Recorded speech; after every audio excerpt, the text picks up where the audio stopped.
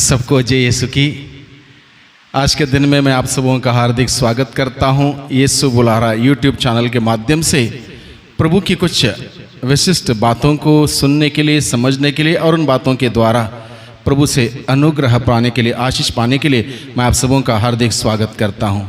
आज के दिन में मैं आप सबों के सामने 3 बातों को रखना चाहता हूं। 3 बातें जो जब मैं पढ़ रहा था, मनन चिंतन कर रहा था, मुझे बहुत अच्छी लगी, इसलिए मैंने सोचा कि मैं आप सबों के साथ इन बातों को शेयर करूं। और ये बातें मुझे मिली हैं स्रोत ग्रंथ अध्याय 34 पद संख्या 12, 13, 14, 15 और 16 में। यहाँ पर लिखा है, पुत्रों, इसका अर्थ है बच्चों, आओ और मेरी बात सुनो।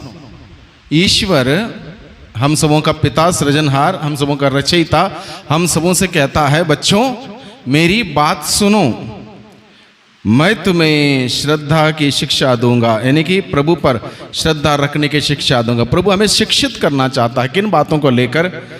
प्रभु आगे सवाल करता है, तुम में कौन भरपूर जीवन, लंबी आयु और सुख शांति चाहता है? एक सवाल हम सबों के सामने रखा है प्रभु ने। प्रभु पूछता है, तुम में से कौन भरपूर जीवन, लंबी आयु और सुख शांति चाहता है? ये बातें जब हम सुनते हैं, हम में से कौन व्यक्ति ऐसा होगा जो ना ही भरपूर जीवन चाहेगा, ना ही लंबी आयु चाहेगा, ना ही सुख शांति नहीं चाहेगा? हर कोई व्यक्ति सुख शांति चाहता है, हर कोई व्यक्ति लंबी आयु चाहता है, हर कोई व्यक्ति भरपूर जीवन चाहता है। और चाहने से कुछ हासिल नहीं होगा। चाहत तो हमारे अंदर बहुत प्रकार की है, बहुत कुछ बातों को लेकर चाहत है, हासिल नहीं होगा। और ये भरपूर जीवन, लंबी आयु और सुख शांति प्राप्त करने के लिए, हासिल करने के लिए मुझे, आपको, हम में से किसी भी व्यक्ति को क्या करना होगा? चाहत तो हमारे अंदर है कि सुख शांति मिले, व्यक्तिगत जीवन में, पारिवारिक जीवन में, पल्ली के जीवन में, समाज के जीवन में सुख शांति, अमन चैन की कामना हम हर दिन करते हैं, लेकिन हम उसको प्राप्त करने में संघर्ष करते जा रहे हैं, संघर्ष कर रहे हैं। कैसे मिलेगा? भरपूर जीवन हम में से हर व्यक्ति चाहता है। भरपूर जीवन यानी कि उसके बाद कोई कमी नहीं रहेगी, सब कुछ हमें मिल जाएगा, लेकिन ऐसा होता नहीं है। संघर्ष हम कर रहे हैं। लंबी आयु के लिए हम कामना करते हैं, सोचते हैं, लेकिन उसके लिए हमें संघर्ष करना पड़ता। तो हमें इन बातों को हासिल करने के लिए, भरपूर जीवन, लंबी आयु और सुख शांति प्राप्त करने के लिए हमें क्या करना होगा? हमें क्या करना चाहिए? प्रभु का वचन आगे बताता है, तुम में कौन भरपूर जीवन, लंबी आयु और सुख शांति चाहता है? तो वह व्यक्ति क्या करें? तो तुम ना अपने जीभ को बुराई बोलने दें और ना अपने होंठों को कपटपूर्ण बातें। वहाँ पर बताया गया, अपनी जीभ को बुराई ना बोलने दें। अगर लंबी आयु चाहते हो, सुख शांति चाहते हो, भरपूर जीवन चाहते हो, पहला शर्त यहाँ पर रखा गया है, अपनी जीभ को हम किस प्रकार से इस्तेमाल करते, इस बात पर ध्यान देने के लिए प्रभु अपने वचन के द्वारा हमें बताता है, अपनी जीभ को बुराई ना बोलने दो।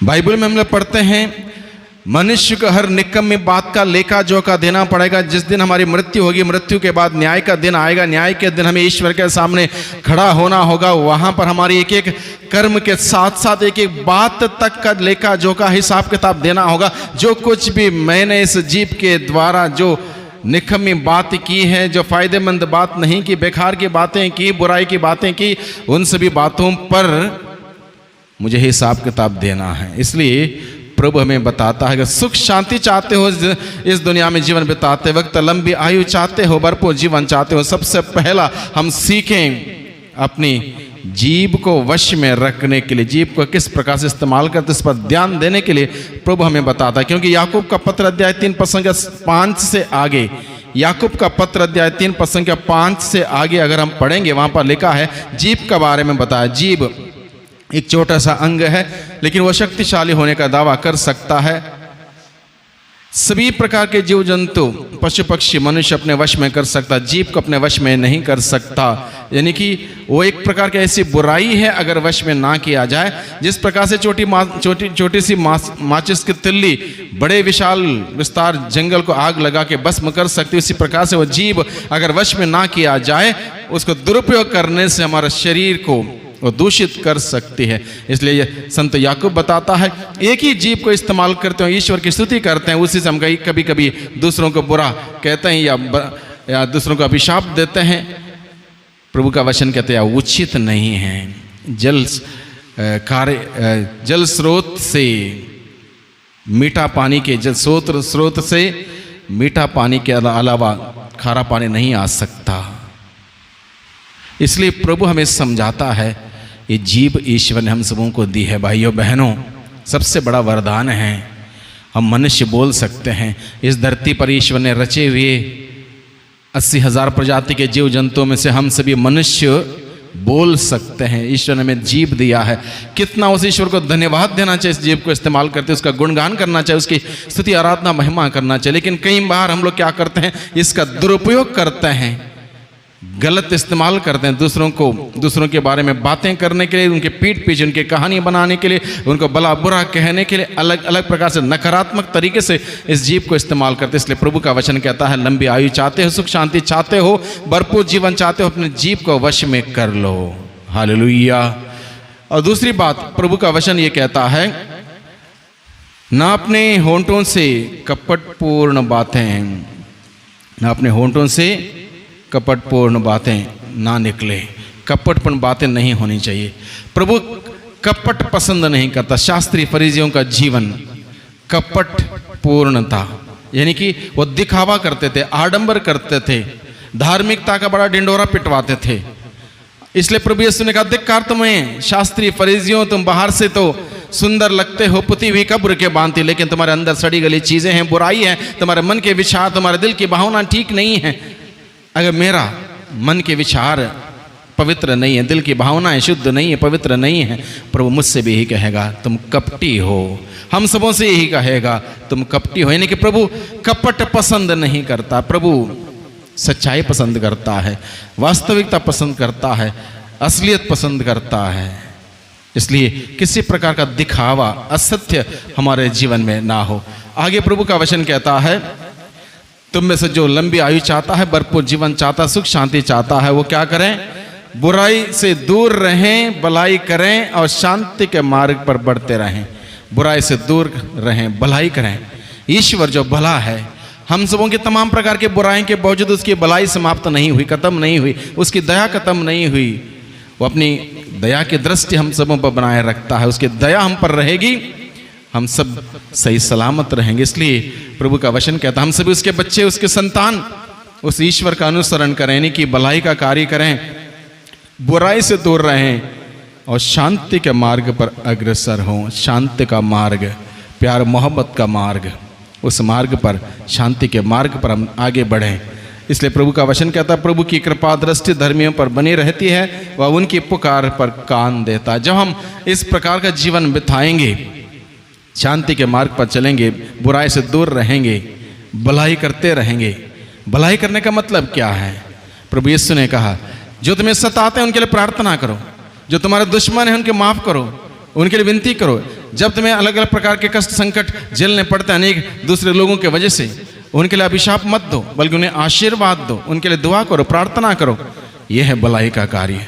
और प्रभु हम सबों के साथ वही करता है। निरंतर भलाई का कार्य करने वाला ईश्वर चाहता है हम भी वो भलाई का कार्य करें। भलाई का कार्य यूं ही नहीं होगा, उसके लिए साधना करनी पड़ेगी, हर दिन हमें प्रयास करना पड़ेगा। जिस प्रकार से हमारे जीभ को वश में रखने के लिए, कंट्रोल में रखने के लिए हर दिन हमें उसकी प्रयास करना होगा, कोशिश करना होगा, साधना करती रहनी पड़ेगी, ताकि मेरे जीभ से किसी प्रकार की बुरे शब्द, बुरी बातें ना निकले। उसके लिए निरंतर कोशिश करना पड़ेगा, तब जाके प्रभु की आशीष, प्रभु का भरपूर जीवन, सुख शांति और लंबी आयु मुझे प्राप्त होगी। क्योंकि जीभ के द्वारा अलग अलग प्रकार के गलत प्रकार से इस्तेमाल करने से हो सकता है तनाव भरी बात हो सकती है, दूसरों को चोट पहुंचाने वाली बात लौट के मुझे चोट पहुंचाएगी, मेरा जीवन कुंठित हो जाएगा।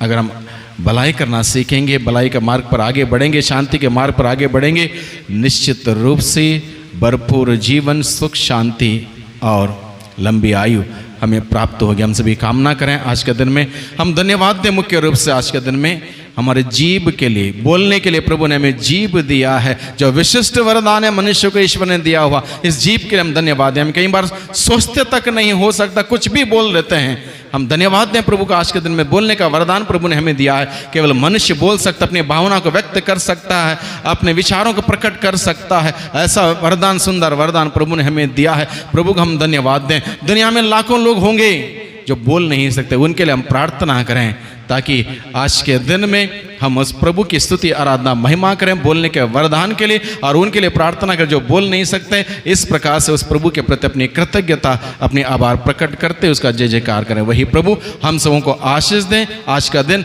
हम सबों के लिए प्रभु के अनुग्रह से भरा हुआ हो, और हम सभी आज के दिन में प्रभु के अनुग्रह में आगे बढ़ते रहें। प्रभु के छत्र छाया में हम सभी सुरक्षित रहें। वही प्रभु हम सबों की रक्षा करें। सबको जय यीशु की।